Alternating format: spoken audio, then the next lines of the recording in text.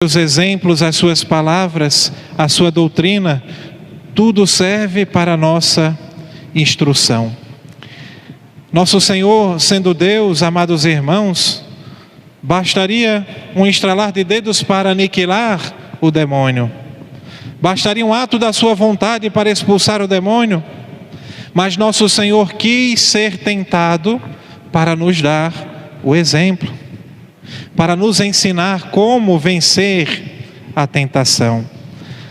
Não é o discípulo maior do que o mestre, por isso nós também somos acometidos e constantemente da tentação.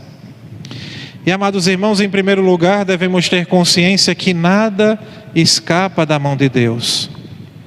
É claro que Deus não tenta o homem.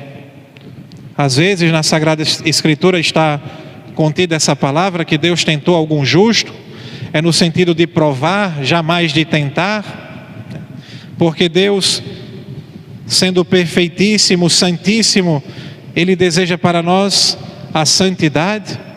Deus nos prova. Agora Deus, nosso Senhor, permite que nós sejamos tentados. Deus não é tentador. Como escutamos no Evangelho, o diabo, o demônio, a antiga serpente, ele é chamado de tentador. Porque o seu ofício primeiro é tentar o homem.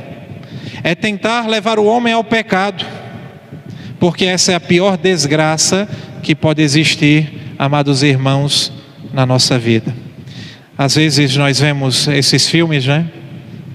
Onde contém histórias de exorcismos, e às vezes nós pensamos que é aquilo somente a ação do demônio, muito pelo contrário.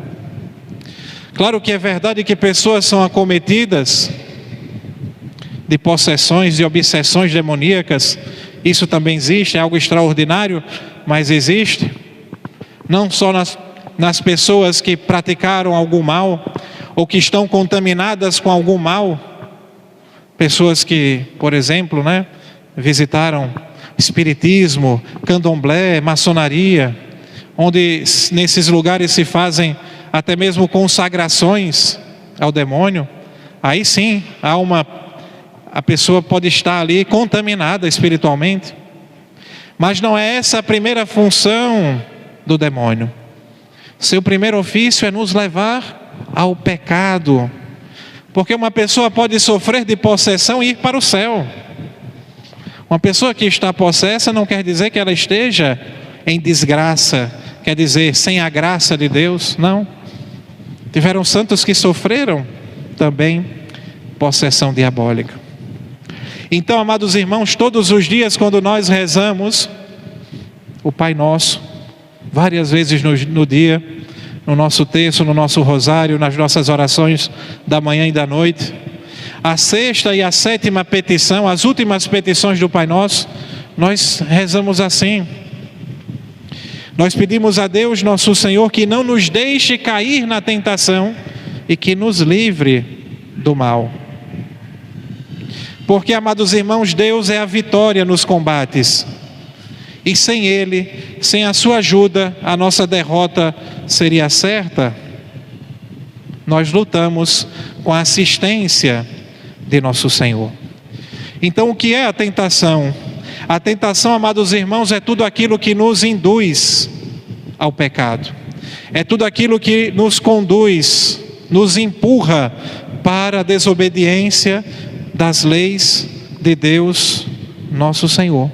Qualquer estímulo ao mal, qualquer estímulo à desobediência a Deus. E o demônio, amados irmãos, se utiliza principalmente de dois meios para nos levar ao pecado. Primeiro é o mundo, as coisas do mundo. É bem verdade que o mundo é bom, criado por Deus. Mas no mundo, amados irmãos, existem as modas. No mundo existem as ideologias. No mundo existe a desordem causada pelo homem decaído. Quantas propagandas que nos levam ao pecado. Quantas músicas que nos induzem ao mau pensamento, ao mau desejo. Quantas amizades ruins que nos levam ao pecado, à fofoca, ao julgamento. Quantos escândalos que nos afastam do amor, do fervor, da generosidade em servir a Deus. Tudo isso é as coisas estragadas do mundo. E que muitas vezes nós damos abertura a essas coisas, ouvindo certo tipo de música, usando certo tipo de roupa, assistindo certa programação que ensina e que induz as coisas pecaminosas. Então o mundo vai nos tentando, e o demônio vai se utilizando do mundo, dessas coisas do mundo, para nos levar aos prazeres, à riqueza, aos prazeres desenfreados. Tudo isso, amados irmãos, com uma máscara de felicidade. É bem verdade que muitas vezes quando nós pecamos, nós estamos buscando a felicidade, mas o alvo está errado. A felicidade do mundo, ela é fugaz, ela é passageira, ela é ilusória. No pecado, amados irmãos, não existe felicidade. Nós sabemos, por experiência própria, muitas vezes, o pecado traz a depressão para a nossa alma. O pecado traz o vazio. O pecado nos afasta da verdadeira felicidade, que é Deus, nosso Senhor. O demônio, amados irmãos, também se utiliza da nossa carne, nos excitando com a inclinação mal. Nós temos uma inclinação má. Nós somos inclinados às coisas ruins, porque nós trazemos uma ferida, amados irmãos, consequência do pecado original, do pecado dos nossos primeiros pais. Então nós estamos inclinados às coisas carnais, às coisas sensíveis. Existe dentro de nós uma lei contrária à lei da razão, que nos leva a nos escravizarmos no pecado. Muitas vezes fazemos o mal que nós não quereríamos fazer. Então, amados irmãos, o demônio, que é invejoso da grande sorte que nós temos de sermos filhos e amados por Deus nosso Senhor, o demônio, que é o grande opositor, inimigo de Deus, ele vai nos provocando, nos tentando para o mal, para a iniquidade, e vai se servindo disso, sobretudo do mundo e da carne. Então, amados irmãos, infeliz aquele cristão, aquele católico que vive nas ocasiões de pecado, que não se esforça para vencer as tentações, que não se esforça, que não usa as armas necessárias para vencer o mal. E quais são, amados irmãos, essas armas? Em primeiro lugar, a oração. E a igreja nos exorta durante a quaresma constantemente a praticarmos a oração. Muitos católicos não rezam mais. A minha vida espiritual eu não devo resumir somente à missa do domingo, e muito mal assistida. Eu saio para tomar água, saio para conversar, para fumar um cigarro, saio para ir no banheiro, muito mal assistida. Minha vida espiritual não deve se resumir à Santa Missa Dominical. Eu preciso rezar todos os dias. 15 minutos, amados irmãos, 15 minutos de oração, pelo menos por dia. O dia tem 24 horas. Eu devia me dedicar mais a Deus. Eu devia me dedicar mais tempo a estar e conversar com Deus, nosso Senhor. Mas comece com pouco, porque nosso Senhor diz: vigiai e orai, para não cair em tentação. E nosso Senhor também disse: pedi e recebereis. Então, sobretudo, amados irmãos, a oração da manhã, quando acordar, que seja 3 Ave-Marias que eu vou rezar, oferecendo a Nossa Senhora o meu dia que começa, mas que seja todos os dias. A oração da noite, quando eu for me deitar, de joelhos ao pé da cama, vou rezar mais 3 Ave-Marias, vou fazer um exame de consciência do meu dia. O que foi que eu ofendi a Deus nesse dia de hoje? Eu fiz fofoca, perdão, Senhor, misericórdia. Eu julguei o meu irmão, perdão, Senhor, misericórdia. Eu xinguei, perdão, misericórdia. 5 minutos, 3 minutos, um exame de consciência do dia. Quanto nos ajudaria, amados irmãos, nas nossas confissões, se nós fizéssemos todos os dias um breve exame de consciência, rezar o Santo Terço durante o dia, dedicar mais tempo, amados irmãos, à oração.